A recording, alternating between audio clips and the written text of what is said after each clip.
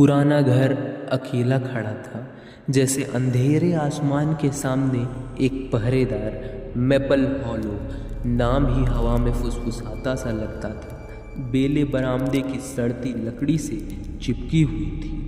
खिड़कियां जो कभी चमकदार थी, अब खाली आंखों की तरह दुनिया को धुंधली खालीपन से घूर रही थी। लोहे का गेट अपने कब्जों से झूल रहा था। एक जंग लगा मुंह खामोश चीख में खुला हुआ था। घर के अंदर कोनों में साए जमा हो रखे थे, सालों से किसी इंसान की मौजूदगी से बेपरवाह। फर्नीचर पर धूल की मोटी परत जमी थी। एक कफन जो एक लंबे समय से चले आ रहे जीवन के अवशेषों को ढक रहा था। हवा भारी थी, सड़न की गंध और भूली हुई यादों के बोझ से भरी हुई एक ठंडक सन्नाटे में व्याप्त थी।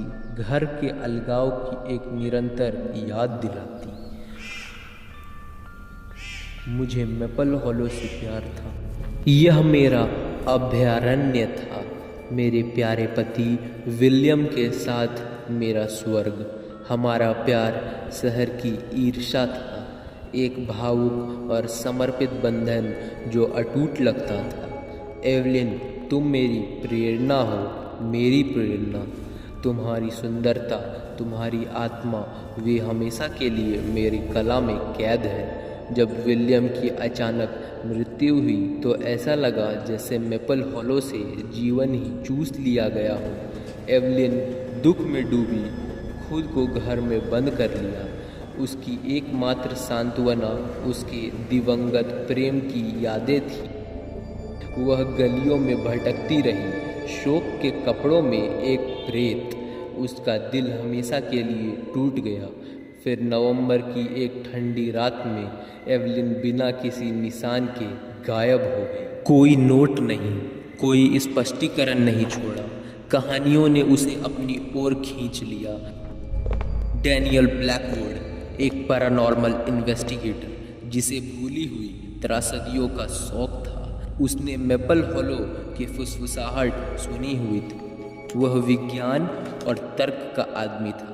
फिर भी एवलिन हार्पर की कहानी में कुछ तो ऐसा था जो उसके भीतर की गहराई तक गूंजता था। शायद यह दुखद प्रेम कहानी थी, या उसके लापता होने के आसपास का रहस्य। कारण जो भी हो, उसने पहाड़ी पर स्थित उस उजाड़ हवेली के प्रति एक अखंड खिंचाव महसूस किया। अपने EMF रीडर, डिजिटल रिकॉर्डर और संदेह की एक स्वस्थ खुराक के साथ डैनियल मैपल हॉलो के द्वार पर पहुंचा। देर दोपहर के सूरज ने ऊंचे भयानक साए पूरे लॉन में डाल दिए। जैसे ही उसने अंदर कदम रखा, उसके पीछे और सामने का दरवाजा असभ्य रूप से चरमराने लगा। वह इस भावना को दूर नहीं कर सका कि वह एक ऐसी जगह पर कदम रख रहा है जहां समय स्थिर है। अंदर की हवा दुर्गंध और धूल से भरी थी। हर कोने से मकड़ी के जाले लटके हुए थे और फफूंदी की हल्की गंध हवा में फैली हुई थी। भाग, 4 लेवेंडर की खुशबू। डैनियल ने पार्लर से शुरुआत की। यह एक भव्य कमरा था।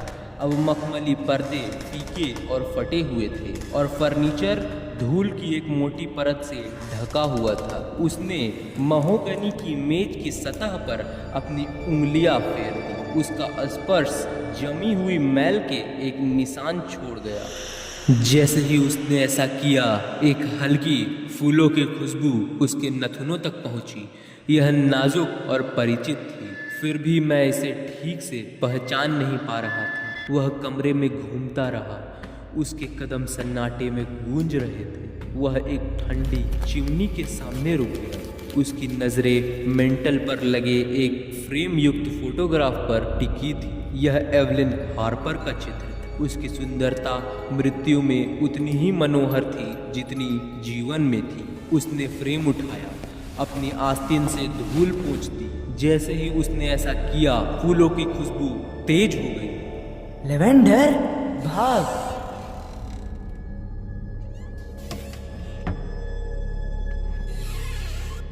डैनियल जितना गहरा मैपल होलो में जाता गया, उतना ही उसे एक अस्थिर उपस्थिति महसूस हुई। तापमान कुछ डिग्री कम होता दिख रहा था। एक ठंडक जो पुराने घर की प्राकृतिक ठंडक से परे थी। उसने चीज़ों को नोटिस करना शुरू कर दिया, सूक्ष्म घटनाएं जो उसकी रीढ़ को ठंडक पहुंचाती थी। एक फर्श का तख्ता अपने आप चरमरा रहा था। ध्वनि की एक हल्की फुसफुसाहट जो उसकी कल्पना हो सकती थी। उसने अपना उपकरण स्थापित किया, रणनीतिक स्थानों पर कैमरे लगाए, कुछ ठोस पकड़ने की उम्मीद हुई। एक रात जब मैं डाइनिंग रूम में स्थापित किए गए अस्थायी कमांड सेंटर में फुटेज की समीक्षा कर रहा था तो मैंने इसे देखा। दरवाजे के बाहर ढलान में हलचल की एक झिलमिलाहट, एक ट्रांसपेरेंट आकृति, एक बहती हुई सफ़ेद गाउन में एक महिला। उसका रूप दृश्य में अंदर और बाहर लुप्त होता जा रहा था। एवलिन और ढलान की ओर भागा। उसका दिल उसकी छाती में धड़क रहा था। हवा भारी लटकी हुई थी, मानो स्थिर बिजली से चार्ज हो गई है।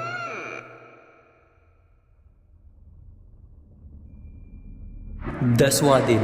लेवेंडर की खुशबू आज अधिक स्पष्ट है, खासकर एवलिन के पूर्व बेडरूम में। मैं एक ईवीपी रिकॉर्डिंग को कैप्चर करने में कामयाब रहा, जिसमें एक महिला की तरह एक शोकाकुल धुन गुनगुना रही थी।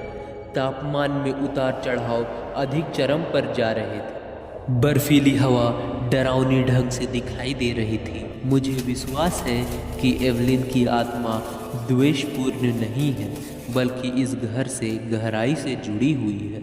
ऐसा लग रहा है कि वह कुछ बताने की कोशिश कर रही है। 15वां दिन। गतिविधि बढ़ गई है। दरवाजे अपने आप बंद हो जाते हैं, वस्तुएं बेवजह हिलती हैं और मैंने मास्टर बेडरूम में एक अलग ठंड महसूस किया। मैंने अपने शोध से मिली जानकारी का उपयोग करके एवलिन के साथ संवाद करने की कोशिश की।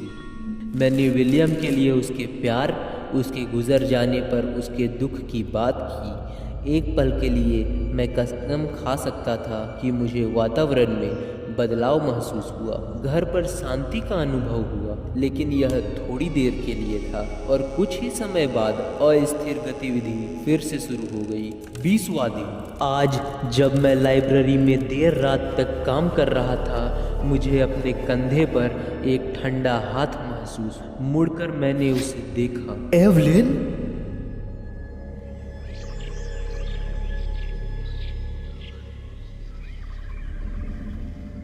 डैनियल को कभी पता नहीं चला कि एवलिन उसे क्या दिखाना चाहती थी। वह हफ्तों तक मैपल होलो में रहा, असामान्य गतिविधि का दस्तावेजीकरण करता रहा, उसकी सुस्त उपस्थिति की पहेली को जोड़ने की कोशिश करता रहा। उसे समझ में आया कि विलियम के लिए उसका प्यार, जबकि सुंदर था, एक लंगर बन गया था, उसे नश्वर दुनिया से जोड़ रहा था। वह अपने दुख में फंसी हुई थी, आगे बढ़ने में असमर्थ। वह आदमी पूरा बदल गया। वह एक संशयवादी के रूप में गया तो था, लेकिन उन दीवारों के भीतर उसने जो अनुभव किया, उसने उसे हिला कर रख दिया। उसने अपने उपकरण पीछे छोड़ दिए, अंदर की दुखी आत्मा के लिए एक मूक भेंट। मैपल हॉलो आज भी खड़ा है, एक ऐसे प्यार का प्रमाण जो मृत्यु से भी परे है। कुछ लोग कहते हैं कि एक शांत रात में अगर आप ध्यान से सुने तो आप अभी भी हवा में लेवेंडर की हल्की खुशबू और एक महिला की आवाज़ की शोकाकुल फुसफुसाहट सुन सकते हैं, जो हमेशा के लिए उस शांति की तलाश में है जिसे वह चाहती थी।